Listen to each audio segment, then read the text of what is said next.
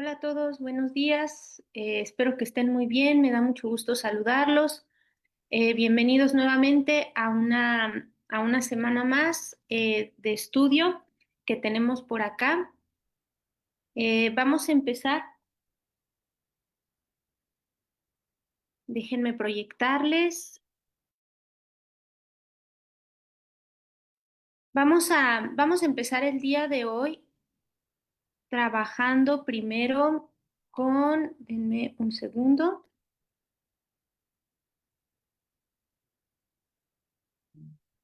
con un servicio, ¿vale? Vamos a trabajar el servicio del verbo poderoso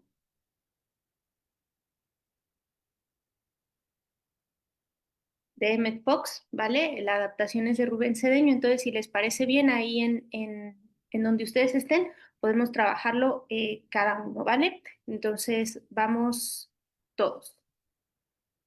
Dice, servicio del verbo poderoso. Yo soy espíritu divino, en Dios vivo, me muevo y tengo mi ser. Yo soy parte de la autoexpresión de Dios y por eso expreso perfecta armonía. Yo individualizo la omnisciencia. Yo tengo conocimiento directo de la verdad.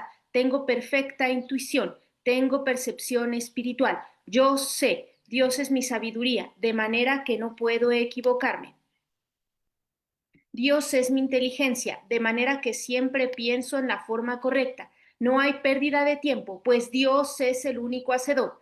Dios trabaja a través de mí, de manera que siempre trabajo correctamente y no hay peligro de que obre equivocadamente.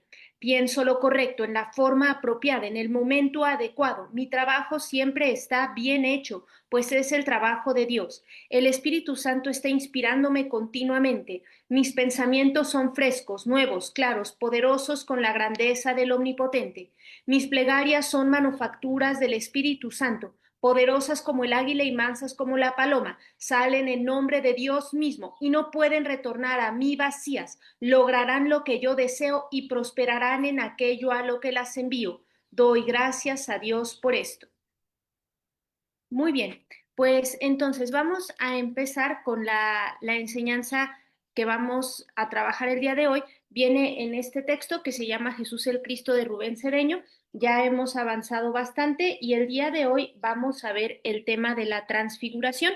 Recuerden que este libro nos va como orientando desde el punto de vista de la metafísica como sobre la vida de Jesús, ¿no? Sobre las enseñanzas de Jesús, les va haciendo una interpretación metafísica de tal manera que nosotros podemos aplicar estas enseñanzas en nuestra vida cotidiana.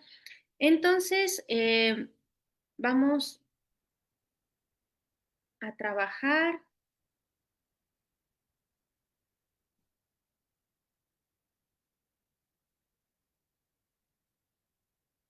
Solo déjenme compartir ya.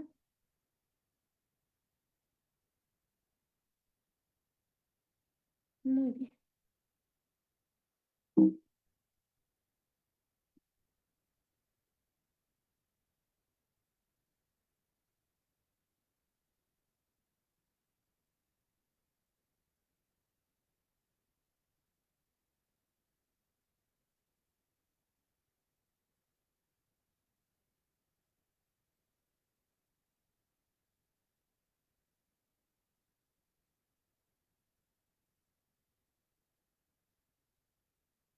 Muy bien, entonces vamos a trabajar esta.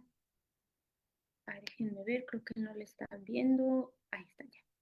Vamos a trabajar entonces con esta idea de la transfiguración, que como ustedes saben fue algo que vivió el Maestro Jesús y que nosotros pues podemos pues estudiar, ¿verdad? Para ver de qué va y cómo lo podríamos aplicar. Entonces vamos a empezar con esa idea.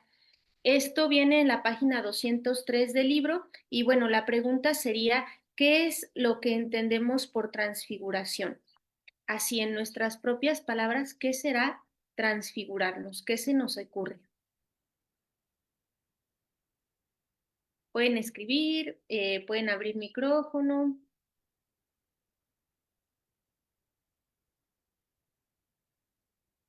Voy a ver si tenemos.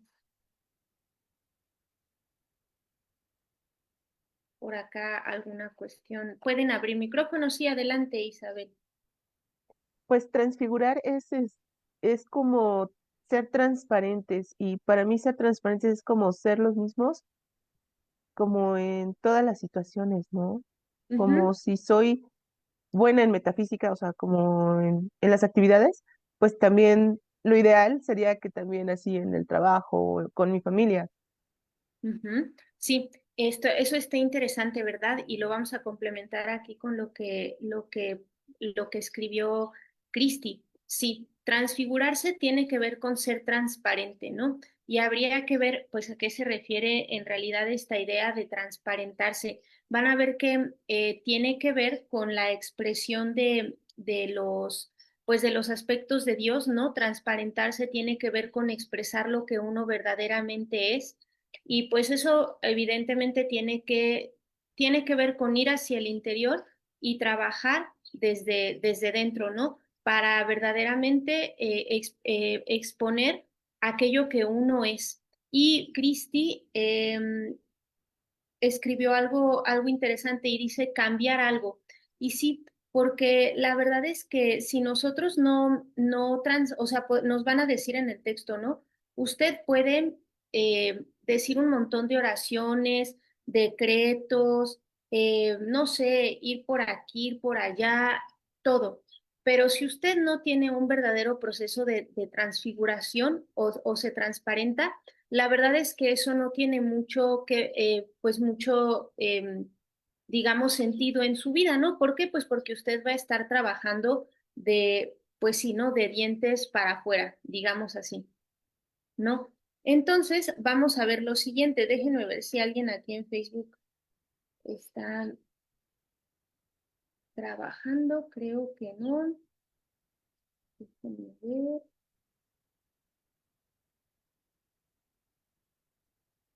Un momento, nada más. Sí, entonces, bueno, como decíamos, pues tiene que ver sí con cambiar algo, con que las cosas sean diferentes. Y en este sentido, nosotros sabemos que este proceso lo vivió el Maestro Jesús en el monte Tabor, ¿no? Y ahí tienen la pintura que lo ejemplifica, digo, que lo representa, ¿no? Se nos dice que transfigurar quiere decir darle otra forma a las cosas. Entonces, como bien señaló Cristi, tiene que ver con que aquello, ¿verdad?, que se había proyectado en algún momento cambie. Obviamente eso también habla de un cambio en nosotros mismos, porque pues muchas veces lo estábamos diciendo ahora, mucha gente reza, decreta, hace peregrinajes, va a charlas, pero no cambia.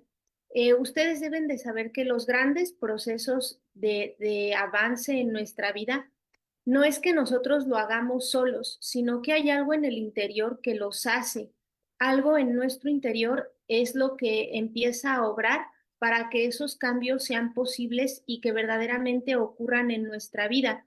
Pero nosotros debemos de cederle a esa fuerza el paso. Por ejemplo, ¿no? Si tú te le estás pasando muy mal por alguna razón, ¿no? No sé, terminaste con una persona, se terminó un trabajo y tú quieres dejar de sufrir por eso, eso va a depender de la apertura que tú tengas para escuchar lo que te está diciendo la vida, ¿no? A lo mejor si tú verdaderamente quieres trascender eso, vas a tener que escuchar qué es lo que te dice la vida, qué es lo que te propone la vida y para eso vas a tener que estar abierto y permitir que algunos cambios operen en ti. Si uno se resiste como que al cambio, ¿verdad? Si no quiere que las cosas sean diferentes, pues ahí no tendríamos este proceso.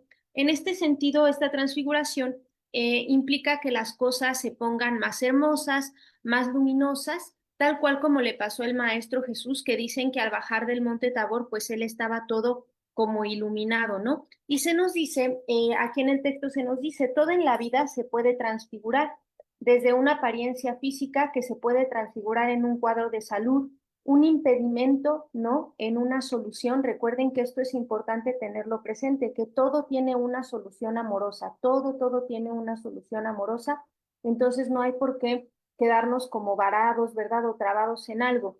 También se puede transfigurar una traición en una bendición, una pérdida en una ganancia o en un escenario de prosperidad. Y lo que tenemos que saber es que la transfiguración, pues el inicio, ¿no? De que esto suceda y que actúe una gracia en nosotros para que eso pase, depende de nosotros. Porque si tú no estás abierto a esto, ¿verdad? Si tú no quieres ver un cambio, si tú no quieres poner de tu parte para dejar de estar en el lugar seguro que conoces, en el lugar que conoces de tu ego, de lo que siempre sabes que te va a salir bien, como tú conoces, como tú crees que es correcto, pues nunca vas a ver una transfiguración, ¿no? Recuerden que la gran mayoría de las personas pues se quedan en un mismo sitio, digamos, interior mucho tiempo porque tienen miedo a lo diferente, porque consideran que tienen las cosas como bien calculadas, tienen esta ilusión de querer controlar su vida o de que tienen que controlar su vida y entonces no le dan paso a situaciones o a ordenamientos interiores nuevos, ¿verdad? Entonces, por ejemplo, ahí dice el maestro Rumi, este gran poeta del Islam, que del sufismo, que cuando tu vida vaya a dar un vuelco, ¿no? De arriba para abajo, que no resistas, porque ¿quién eres tú o quién te dice que estar abajo no puede ser mejor que estar arriba? Entonces, habría que darle paso a ambas opciones, ¿no? Se nos dice aquí que debe de hacerse, los seres humanos deberíamos de hacer cuatro transfiguraciones. Dice, la de lo material, la de lo vital, lo emocional y lo mental. Eso quiere decir que tenemos que transfigurar la personalidad toda. Eso quiere decir que hay que transfigurar situaciones materiales indeseables, cualquier ruina, cualquier desastre en éxito, que una enfermedad se pueda transfigurar en salud, que una emoción negativa como una depresión, un pesimismo, en buen ánimo. Y si se dan cuenta, literalmente esto es mostrar lo que verdaderamente somos, ¿verdad? O sea, si nosotros de pronto nos damos cuenta que hay un sentimiento de tristeza, de depresión, ustedes deben de saber que eso viene porque estamos alejados del ser interno. Entonces, pues al estar alejados del ser interno, se empieza a experimentar este desazón por la vida porque estás siendo como guiado o influido solo por tu personalidad. Y generalmente lo que le sucede al alma es que no está realizando lo que verdaderamente vino a hacer en la encarnación y pues se siente como apartada, ¿no? Ya habíamos dicho que pues no vamos a desencarnar porque tenemos una fecha ya puesta para eso, pero experimentamos lo que es como estar zombie, ¿no? En la vida, como zombie y estando como sin vida. Estamos aquí con el latido del corazón porque no deja la presencia de Dios, yo soy de mandar el impulso, pero en realidad uno está como separado, ¿no? Como que no tiene chispa la vida. Entonces, nosotros necesitamos hacer esa transfiguración y en este libro se nos da algo interesante. Se nos da un decreto en el cual se nos dice que deberíamos de meditar y contemplar esta afirmación. Se dice que estas palabras hay que recordarlas exactamente porque están tomadas de cómo dicen los evangelios que se transfiguró Jesús. Se nos dice que a partir de estas palabras él logró la transfiguración y dice, esta es la real y completa exteriorización y manifestación del estado de gozo del Cristo interno. Ténganse en consideración que en el bautismo se purificaron las emociones y en el nacimiento todo lo físico. El hecho que nazca o despierte el Cristo interno no quiere decir que se tengan desenvueltas sus cualidades, se esté en contacto, se hable o se reciba la instrucción de él. Realmente el Cristo interno comienza a manifestarse cuando tú estás en contacto con él, escuchando la voz del silencio y haciendo la transfiguración. Entonces se nos da este decreto que podemos hacer, que se nos dice pongamos mucha atención en él porque son las palabras tomadas de los evangelios a través de las cuales se puede lograr pues una transfiguración y podemos decir, yo soy transfigurando esta situación en brillante como el sol y blanca como la luz. Yo soy transfigurando esta situación en brillante como el sol y blanca como la luz. Yo soy transfigurando esta situación en brillante como el sol y blanca como la luz. Recuerden que desde la clase pasada nosotros vimos un decreto también que se puede hacer en las mañanas y se dice, yo soy la estrella resplandeciente de la mañana. Pero este decreto está muy interesante porque si se dan cuenta es literalmente el comando desde tu interior, desde tu espíritu, de decir, esta situación que aparentemente está deprimida, oscura, yo la voy a cambiar en algo brillante como el sol y blanca como la luz, ¿no? Que obviamente no está representando esta situación de lo que verdaderamente es, ¿no? Ustedes saben que los propios maestros dicen que en este planeta pues estamos viviendo una situación de purificación.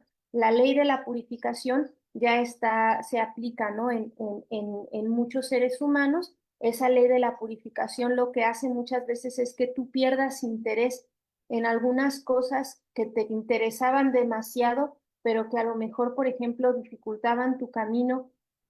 Eso puede ser una aplicación de la ley de la purificación. Y el punto es que estamos en esta situación de purificarnos y recuerden que los maestros dicen que esto es un proceso, pero que se sabe que la luz o lo positivo o la evolución del planeta y sobre todo de nosotros como chispas divinas es algo que ya se dio. Ellos dicen la luz ya ganó, ¿no? En el sentido de que es una realidad que esto pase, pero nosotros estamos en el proceso. Entonces hay que poner de nuestra parte en este proceso de decir nuestros decretos, meditar, medita en la luz, etcétera. Como decíamos al inicio, dicen por acá que transfigurarnos es transparentarnos. Dice, transfigurarse es transparentarse. Esto es lo que hay que hacer. Puedes rezar todos los días los rosarios, oír todas las misas, hacer todos los decretos, peregrinar todos los sitios, pero si no hay transfiguración, no hay nada realmente importante de forma trascendental. ¿Cómo sería transfigurarnos? Se nos dice que transfigurarnos es mirar a la cara a la expareja, al de otra religión, al de otra creencia, que tiene un punto de vista diferente, que pertenece a fracciones políticas distintas y hay que decir el siguiente decreto. Yo soy transfigurando todo en unidad. Yo soy transfigurando todo en unidad. Yo soy transfigurando todo en unidad. Esto es muy interesante porque si se dan cuenta, la transfiguración tiene que ver con la transparencia, es decir, también con comprender que todos formamos parte pues de una emanación, ¿no? De Dios, de esta mente creadora del mundo, tenemos ese chispa divina en el interior y pues que lo que nos ha llevado a las situaciones pues de inarmonía es la separación que la propia personalidad pone, ¿no? Si ustedes quieren ver ejemplos de esos que son como bien claros, vean lo que le pasa a los niños. La verdad es que no es que los niños sean todos, sean así como almas luminosas encarnadas, ¿no? Ya sabemos que no es así, o sea que dentro del cuerpo de un niño pues hay una chispa divina que también está en evolución y que tiene un pasado que tú no conoces. La situación con los niños es que están indefensos en ese momento, tanto mental como emocional y físicamente, y requieren de una protección, ¿no? Y pues obviamente expresan mucho más lo que verdaderamente son, aunque son seres en evolución, tienen karma, en algún momento de su vida el karma personal va a arrancar, ¿no? Que es generalmente a partir de los 21 años, etcétera. Pero ustedes vean que cuando están estas situaciones de los padres que se separan y todo, que manipulan a los hijos, en realidad o sea, los responsables de ellos son los padres, porque si ustedes se dan cuenta, un niño que expresa lo que verdaderamente es, no le hace daño ni a su padre ni a su madre, no comprende por qué lo están llevando de un lado para el otro. Y este ejemplo se los digo para que entendamos que la separación la hace la personalidad. El ser interno no sabe qué es eso, por eso un niño no comprende. ¿Sabes? Un niño dice, no, pues yo quiero estar con mi papá y también quiero estar con mi mamá, ¿no? Me la paso bien, quiero estar con los dos, los reconoce, ¿no? Como una unidad en su familia, pero las personalidades de los adultos empiezan a hacer estas cosas de la separatividad, ¿no? De las preferencias, de quién es más importante, de quién es el favorito, todas esas cosas son de la personalidad. Y si se dan cuenta, pues nosotros vamos creciendo así y caemos en esas cosas, ¿no? Nos separamos, sabes, yo mejor no voy aquí, mejor no hablo con fulanito. Y aunque ustedes no estén físicamente con las personas, este decreto nos puede ayudar a reconocer que necesitamos vivir en unidad, ¿no? Y por eso se nos dice que a través de este decreto se eliminan traumas, ¿no? Si estás traumado, ¿verdad? Porque tu mamá, porque tu papá, porque la pareja, porque el hermano, porque el amigo, se eliminan traumas, conflictos, tensiones y estrés, ya que solo en unidad se puede estar feliz, relajado, se puede llegar a Dios, porque en Él no se está dividido y Dios es uno. Entonces tú puedes hacer este ejercicio de cerrar los ojos y repetir continuamente en tu mente, yo soy transfigurando todo en unidad, yo soy transfigurando todo en unidad, yo soy transfigurando todo en unidad. Y ante ese ser con el que no estás completamente de acuerdo, ante aquella situación con la que no estás completamente de acuerdo, tú puedes, por ejemplo, contemplar que eres uno con el ser interno de las personas, no con las personalidades. Tú no tienes por qué congeniar o ser parte de algo con lo que tú sabes que no está bien o con lo que no vas, ¿no? Pero no te vas a separar interiormente, ¿vale? ¿Qué sería también la transfiguración? La transfiguración constituye en la no calificación, donde se enmudecen todas las señalizaciones, tanto hacia ti como a los demás, ¿no? Eso es bien interesante. Como recuerden que algo que nosotros tenemos que aprender a silenciar o por lo menos a observar son todas estas bolas de juicios, ¿no? Que hacemos de nosotros y de los demás, porque el juicio que va a ser separar. Entonces hay que ir desarrollando la capacidad de no juzgar, de tal vez permanecer neutrales. Una cosa es juzgar y otra cosa es señalar los hechos. Cuando a ti te corresponde señalar un hecho, eso es algo que se tiene que hacer con suma rectitud y verdad, ¿no? Pero ya el juicio es lo que nos lleva a la separación, lo que tú opinas de algo. Se nos dice, mientras se señale, no hay paz, no hay armonía interior, no hay felicidad y es necesario volverse cristalino como Jesús en la transfiguración, no teniendo ningún parecer. Los grandes seres de luz son así, en todo ven luz y verdad. Eso es no calificar ni parcializarnos hacia una tendencia religiosa, sexual, política o nacionalista. Hay algo interesante, en algún momento por ejemplo, le preguntaban en el contexto del budismo que qué pasaría si a a un meditador, ¿no? De Vipassana, ¿no? Que ya lleva mucho tiempo meditando, o a un Buda, ¿no? Un ser que se dedica a trabajar el camino del medio del maestro Gautama, que si estas personas, ¿qué pasaría si una persona llega y les quiere hablar no sé, de fútbol, ¿no? De cualquier cosa? Y una persona que estaba ahí contestaba, pues nada, esa persona hablaría de fútbol, ¿sabes? Si le dicen de tal cosa, pues, o sea, como que no tendría por qué separarse, ¿sabes? Como que podría integrarse y podría trabajar cualquier tema sin juzgarlo, porque está en el camino de en medio, o sea, podría tratarlo con el justo acercamiento, de la justa manera, ¿no? Sin tener que irse de un lado ni del otro ni decir, no, eso es para gente dormida, ¿verdad? Que nada más anda ahí, porque ahí tú ya te fuiste a un lado y vas a señalar a aquellos a los que les gusta el fútbol, ¿no? O si dices, ay, eso es lo mejor del mundo, no sé qué, ya te uniste al otro lado. Entonces, permanecer neutral es la no señalización, ¿sabes? Es que no tengas una opinión, pero que no por eso te alejes del mundo. Recuerden que hoy, en esta era de Acuario, muchas personas no necesitan ya ese camino de ser ermitaños, ¿sabes? De estar completamente recogidos. Hoy podemos trabajar así como fuimos puestos en el mundo, con las debidas observaciones de cómo te llevas con las personas, en qué lugares estás, cómo te mueves, pero el punto es tratar de estar lo más neutral posible, sin hacer comentarios, ¿verdad? Sin señalar, sin que para ti algo sea bueno, sea malo. Tú en el interior sabes hacia dónde vas a ir, qué es lo que vas a hacer, pero es interesante buscar esta no calificación y estar parcializados, porque esto nos lleva a la unidad, ¿no? Sobre todo la unidad mental. No te separas. Ustedes saben que hay mucha gente así, hay gente que señala, gente que se ama, ¿no? Hay gente que señala formas de pensar y entonces, aunque eso no lo vea la policía ni te vayan a tomar un registro, en tu interior eso sí existe. Entonces, bueno, eso en algún momento la vida te va a tener que llevar a que lo superes.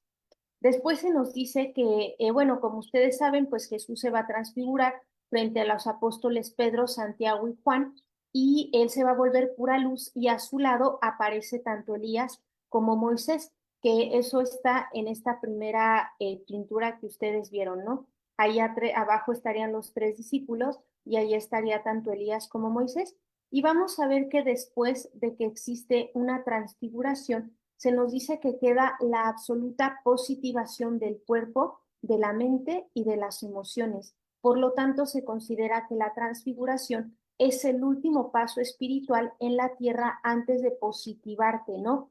Y que muera todo mal en uno mismo. Que si se dan cuenta, pues eso es interesante, ¿no? Es como que todo termina, o sea que ya no tienes, no es que ya no tengas situaciones en la vida, sino que se desarrolla la capacidad de no estar involucrado en eso, de no estar conflictuado por eso. Es interesante, ¿no? Pero una de las formas de trabajar con estas cosas por ejemplo, ¿no? Cuando las personas preguntan, oye, ¿por qué me está pasando esto? ¿Qué relación tiene el karma con lo que me está sucediendo, etcétera? Fíjense que algo interesante es que cuando se le está ayudando a una persona, a veces no es muy prudente estar pues hablando de estos temas, ¿no? Porque la verdad es que el saber que una situación es karmática o no es karmática o de dónde viene es muy problemático, ¿no? Porque la ley del karma no es la única que existe, hay muchas otras leyes y tampoco es, digamos, que la razón de nuestra existencia el karma. Nosotros tenemos muchas otras cosas que hacer, pero cuando una persona está lidiando con una situación difícil, en vez de estar pensando en si es karmático o no, lo mejor es pensar en la trayectoria superior, es dejar de lado todas esas ideas que te pueden generar un conflicto y poner tu mente y toda tu entereza en tu trayectoria superior, en reconocer el yo soy. Y van a ver que al reconocer el yo soy, al reconocer estas ideas no perfectas, empieza a descender una especie de calma al ser que está en conflicto, que está pasando por una situación adversa, para que pueda vivir esa situación que si tiene que ser vivida, la pase, pero en calma, ¿saben? Digamos, hasta cierto punto positivo, sin pelearse con eso, sacando el aprendizaje. Entonces nosotros no nos ponemos a pelear con que algo desaparezca o algo no sea, sino con que podamos atravesarlo de la mejor manera posible, ¿no? Con calma, con paz, a través del trabajo con nuestro espíritu, ¿no? Entonces, si se dan cuenta, eso tiene que ver con la transfiguración, no calificar, no pelearse y estar en la absoluta positivación del cuerpo. No significa ser tonto, significa poner tu mente en otro estado de conciencia, ¿no? Y reconocer, pues, esto, lo perfecto, los aspectos de Dios, tratar de estar alineado ahí. Dice, em, después de esto, viene otra cosa interesante que vamos a revisar. Después de que se nos habla de la transfiguración, viene en el libro, van a ver que existen ahí unas notas, ¿no? Que son las notas ilustrativas, que son como experiencias del autor. Y después en la página 211 viene otra idea que es muy útil, que ustedes han escuchado muchas veces en las misas, ¿no? Que se dice bendito el que viene en el nombre del Señor. Y vamos a ver qué significa esto. Se nos dice que el Dominus Flevit es el lugar frente a Jerusalén donde se suscitó una maravillosa instrucción de labios de Jesús. Y dice, hay una estupenda vista de la ciudad y que todavía se puede ver. ¿Qué fue lo que dijo Jesús en ese lugar? Dijo, Jerusalén, Jerusalén, que matas a los profetas y apedreas a los que te son enviados. ¿Cuántas veces he querido reunir a tus hijos como la gallina junta a sus pollitos bajo sus alas, y no habéis querido? Por lo tanto, esta casa quedará desierta. Os digo que no me veréis hasta que digáis, bendito el que viene en nombre del Señor. Y entonces aquí nos van a referir de qué va esta enseñanza del Maestro Jesús. Se nos dice sobre esto lo siguiente, que Jesús se refirió al destino que le espera a los que no aceptan a sus maestros, profetas, sacerdotes o facilitadores espirituales, aquellos que son amorosos, que instruyen con cariño, que reúnen y unifican con amor, que sirven y se sacrifican por sus estudiantes. Y predijo que los que hacen esto, que sus casas quedarán desiertas. Esto siempre se cumple con personas, grupos, escuelas, instituciones, ciudades y países. En el caso de Jesús se cumplió de forma muy dramática. Dice, apenas 40 años después de Jesús haber dicho esto, el templo y todo Jerusalén fue saqueado por las tropas de Tito. Luego vinieron los árabes e hicieron lo mismo, y hasta el presente no volvió a ser lo que había sido. Una prueba fehaciente de esto se encuentra en el Arco de Tito, en el Foro Romano, donde se ven los relieves de esta lamentable destrucción. En ningún lugar, aquí les puse esta parte, en ningún lugar donde se rechace a los que a los que instruyen, permanece, porque son ellos los que le dan la razón de la existencia a la enseñanza, ¿vale? Y se nos dice más adelante, así que no hay que luchar ni discutir con el ingrato que critica, condena y traiciona o se quiere ir. Hay que hacer silencio, porque ya se sabe su destino, lo dice claramente Jesús. Sin embargo, dice, pero Jesús habla de la enfermedad y da su remedio. La clave para que esto no suceda es estar agradecido con aquel que da la enseñanza, la bendición espiritual. Y entonces es cuando se puede decir, bendito el que viene en el nombre del Señor. Y ustedes deben de saber que no es que ustedes solamente estén como ligados a una persona que les comunica alguna enseñanza, sino físicamente, sino que cuando ustedes leen libros, ¿no? De una persona, ustedes están ligados también, ¿saben? A la persona que está como haciendo eso, ese servicio de poner en palabras, digamos, digeribles para ti algunas enseñanzas. Entonces tú tienes que estar agradecido por eso cuando leas un libro de Luis Hay, un libro de Rubén Cedeño, un libro de Con Méndez. Hay que estar bien agradecidos de esto, ¿saben? Porque ustedes saben que no se debe despreciar nunca, nunca, nunca al que te da la enseñanza, ¿no? Por eso dice aquí el libro, todo facilitador espiritual, sacerdote y maestro que instruye con buena voluntad, hay que agradecerlo y bendecirlo. Y de esta manera el que escuche cuando le toque instruir por principio de retribución, igualmente será bienvenido y bendito en nombre del Señor, ¿vale? Entonces ustedes ya saben como otra forma o otra de las cosas con las que está ligada esto que de pronto escuchamos y no entendemos, ¿no? Entonces, bendito el que viene en el nombre del Señor. ¿Por qué en el nombre del Señor? Porque ustedes saben que todas estas enseñanzas viene de lo superior, ¿no? Si le quieres quitar Señor y le pones yo soy, ahí queda bien, ¿no? Bendito el que viene en el nombre del yo soy, o sea, que viene a transmitir estas enseñanzas. Y después, déjenme pasarles por acá, vamos a trabajar esta idea.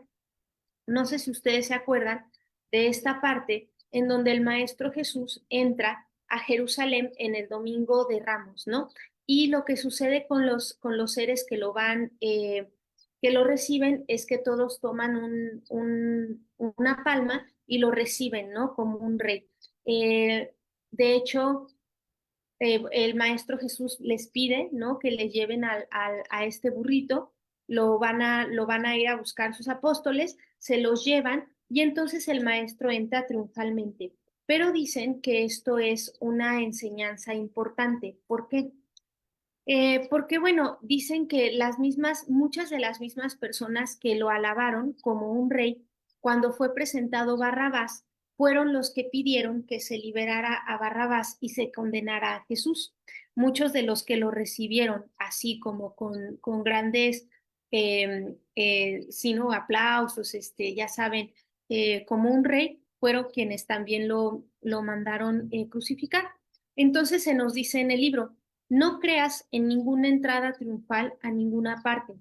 Ese que alaba y te rinde culto hoy es el que te puede criticar, hundir y condenar mañana, como lo hicieron a Jesús. Ese mismo pueblo que lo recibió triunfante el domingo de Ramos fue el que después lo condenó y lo condujo a la cruz. Ten eso en mucha cuenta.